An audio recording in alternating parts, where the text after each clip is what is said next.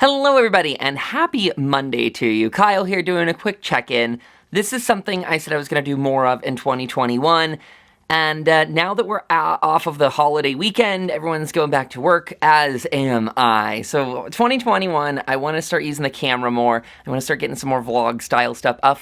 I want to start getting some more vlog-style stuff up on YouTube. This was something I tried to do last year, but I ran out of steam. This time around, I'd like to invite other content creators to join along with me. It might seem a little ambitious, but I'm trying to get in that headspace of do a little bit every day. In this case, I want to do some short vlogs and put them up. I want to get them up on Twitter, maybe Instagram too. I was talking to some friends over there about how I can improve my social mediaing this year, because I don't know about everyone here. I am burnt out. I love chatting with my friends over there that I have good rapport with. Though oh my goodness, we actually have a blog coming with the Kindred Spirits premiere review. We had spoken with Greg and Dana Newkirk on our interview. They were on the episode. The episode was totally amazing. The backlash on Twitter, though, that I saw them having to deal with was just another one of those slaps in the face. Again, I know this is not a me thing. I'm not the only one that's burning out.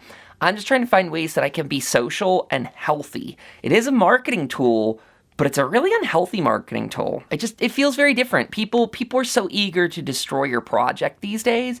So let's try and make a little bit more of a healthy space. That's all I can say. What if we normalized being kind to people on the internet? That would be something different. I'm thinking of actually going and starting to use almost exclusively scheduler tools for Twitter, and then maybe in the evening popping in and checking in on some comments and stuff from good friends, people that I actually like and engaging with and stuff like that, not outside haters. It was crazy to see, I guess we saw Dana Newkirk get a ton of flack and Hellier for using tarot cards, but wow, the amount of people that came out of the woodwork again to just go after that was a bit of a shocker. Still, you go on there, you try and put out some nice stuff, you maybe send a good morning thing and people come after you. It's not good today, and they come at you personally. Like, whoa. So I'm going to try and take it a little healthier. I hope everyone out there is doing so as well. We need to do it with a bit of moderation, I think. Our lives have become, especially since we've been locked in, a lot more dependent on them. That's how many of us get our social stuff in for the day.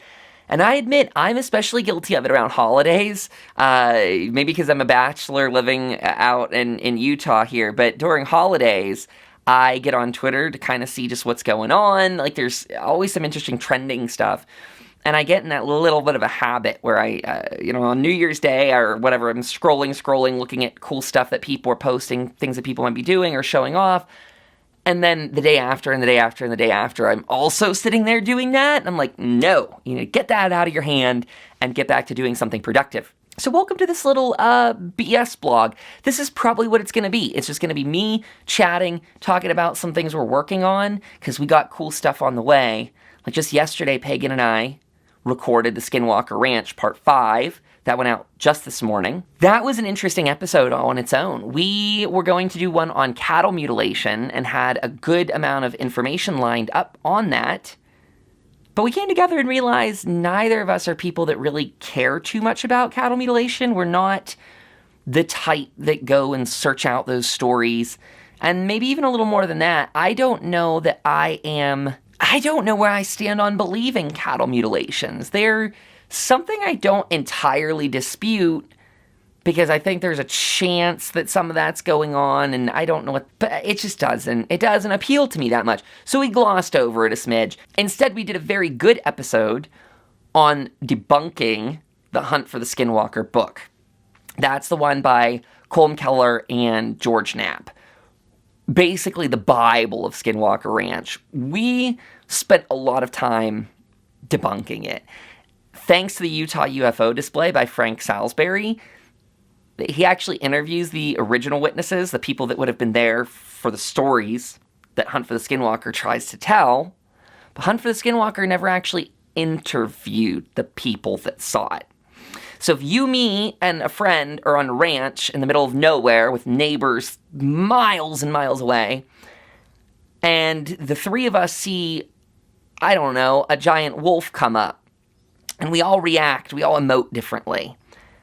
Well, if there's just three of us and none of us have been interviewed, and yet someone writes a book about it, claiming to have the personal feelings of that moment, one can see how the story begins to unravel in the most superficial of ways. But then, I don't know, we get into it in big detail, but there's a lot to be questionable and maybe even a little cynical of in that story.